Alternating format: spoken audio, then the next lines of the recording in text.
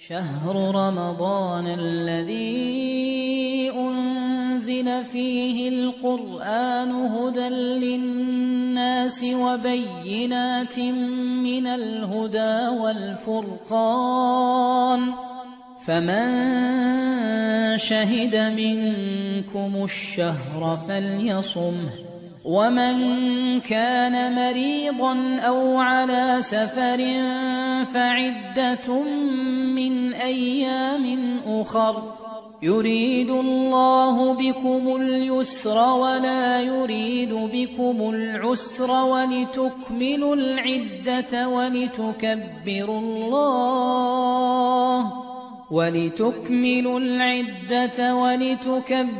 الله على ما هداكم ولعلكم تشكرون. الحمد لله والصلاة والسلام على رسول الله. اما بعد، السلام علیکم و رحمت الله و برکاته. از ما سوال نمودند که آیا زنهای مسلمه در یکی از خانه ها می توانند که جمع بشوند و نماز تراویح را جماعوی بخوانند و یکی از آنها امام شود؟ بارک الله فیکم. البته برای زنهای مسلمه جایز است که در یک جا جمع بشوند و نماز تراویح را انجام بدهند و البته این عمل شرط و شروط خود را دارد.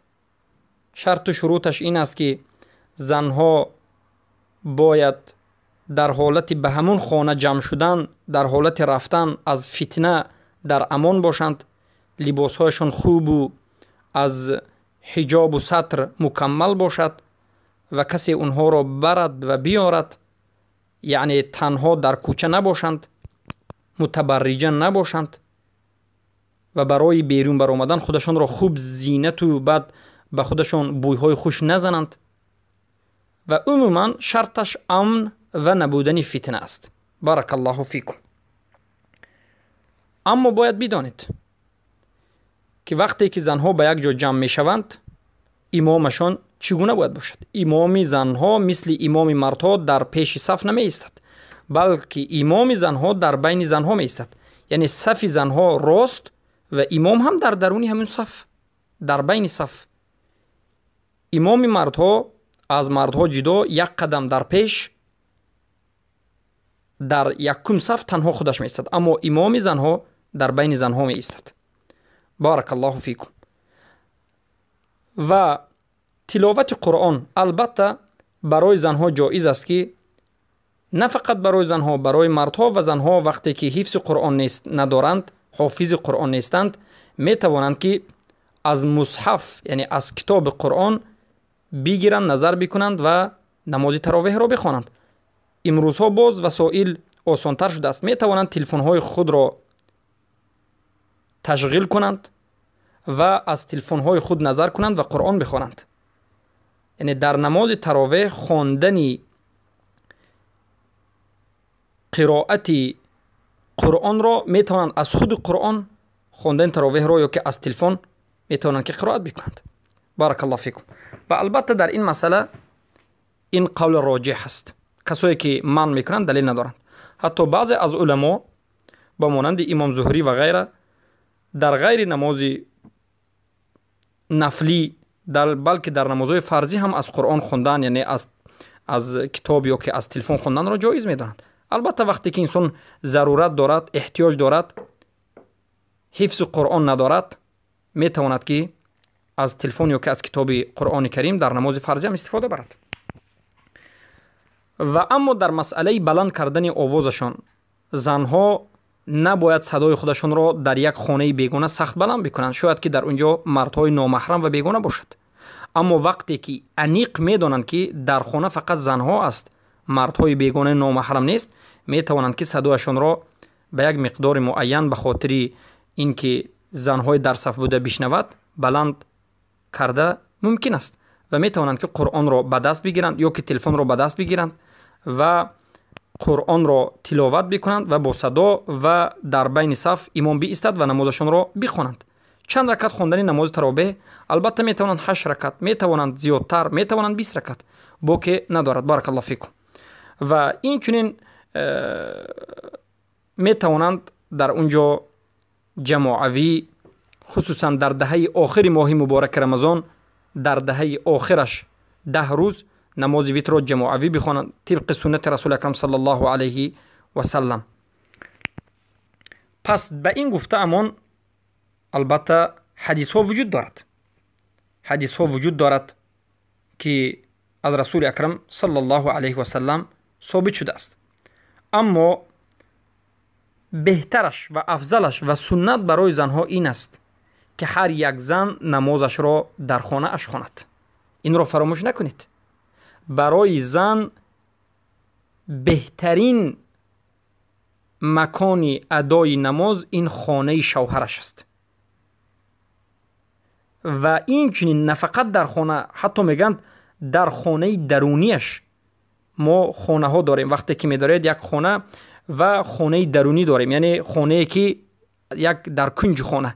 برای هم میگن سنت برای زن این است که افضل برای زن این است که نمازش را در درون خانه، در همه درونترینش و در یک کنج خانه بخواند و به این یک حدیث نص از رسول اکرم صلی الله علیه و سلم ثابت شده است.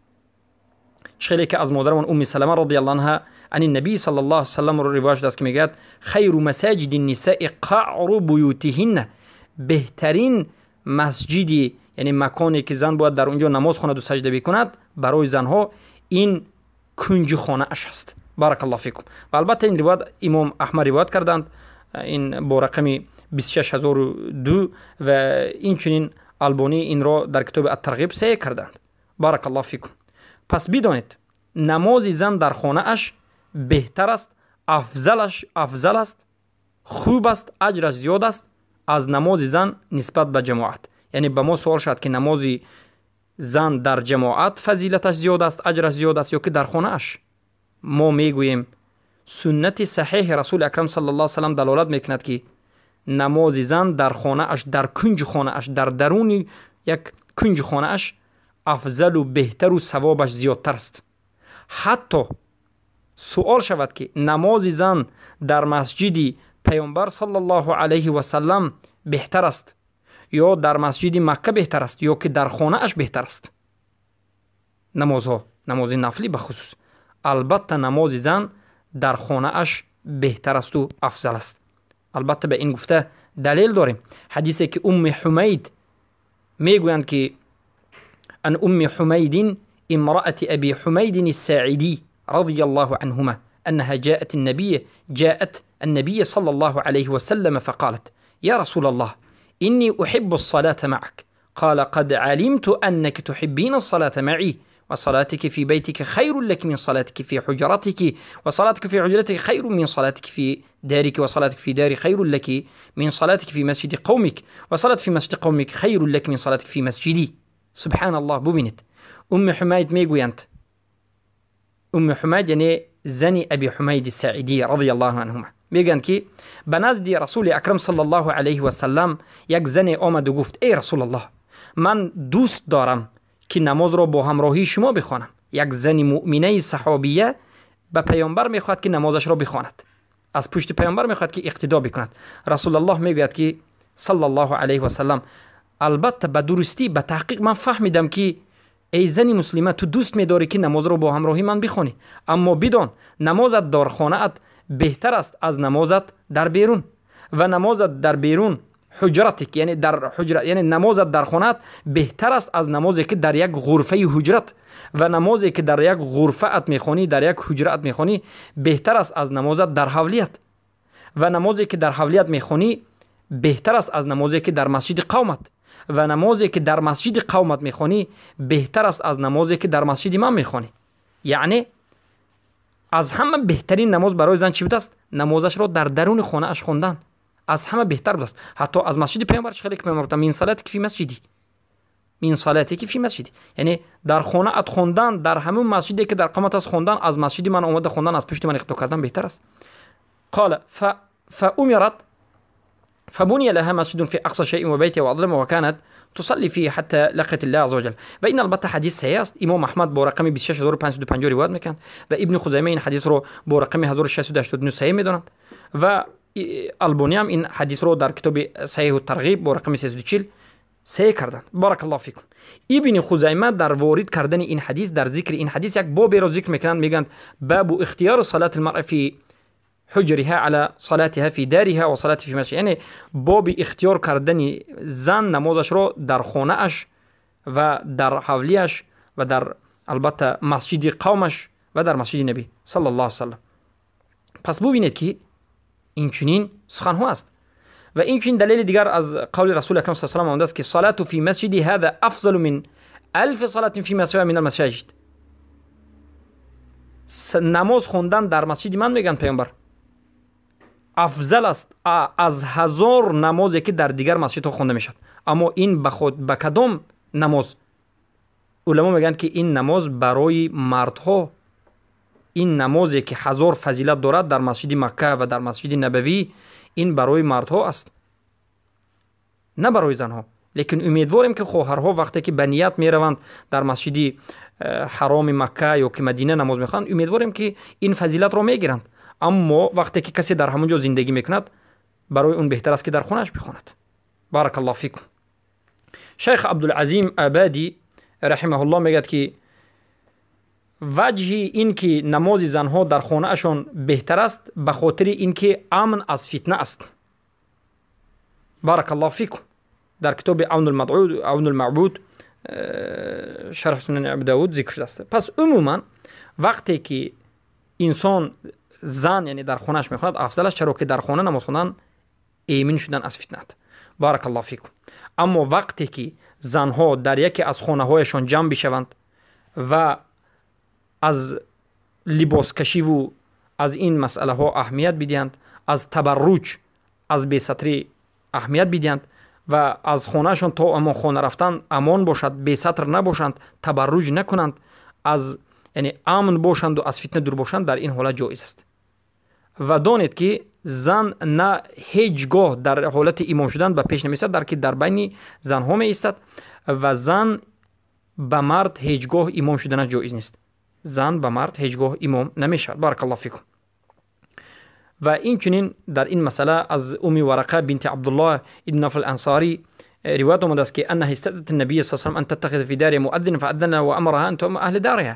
این روایت را ابو داود روایت میکنند و شیخ البانی در ارواع الغلیل این حدیث را تحسین میکنند، یعنی حسن است. من حجت گرفته میشود که رسول اکرم صلی الله علیه و سلم را یکی از زنهای انصاری اجازت میگیرند که یک مؤذن باشد و مؤذن از اون گوید و به این زن امام شد. و این دلالت میکرد که زن هیچگاه به مرد امام شده نمیتواند. و دلیل این که زن باید در وسط صف ایستد و امام وقتی که شد در پیش نایستد، حدیث از عایشه رضی الله عنها آمده است که انها كانت تؤذن و تقیم و تؤم النساء و تقف وسطهن. عایشه رضی الله عنها از اون میگفتند، اقامت میدادند و امامتی میکردند به زنها، اما در بینشون میستند. پس این دلالت میکند که زنها اگر نماز یک باره خفتن رو خوانند، از اون گوید یکی از اونها پستر و کم قامت گوید یکیش و امام شود و در بین بایستد، جایز است. و این چنین از عایشه رضی الله عنها باز روایت دیگر آمده است که زنها رو امامتی میکردند در نمازهای فرضی حتی آمده است و در بینشون میسودند. و این چنین از حجره بنت حسین و غیر آمده است که عموما این حدیث ها همش دلالت میکرد که بدون این حدیث ها حسن است و حجت گرفته میشود. بارک الله فیکم. پس این است مسئله تراویح زن.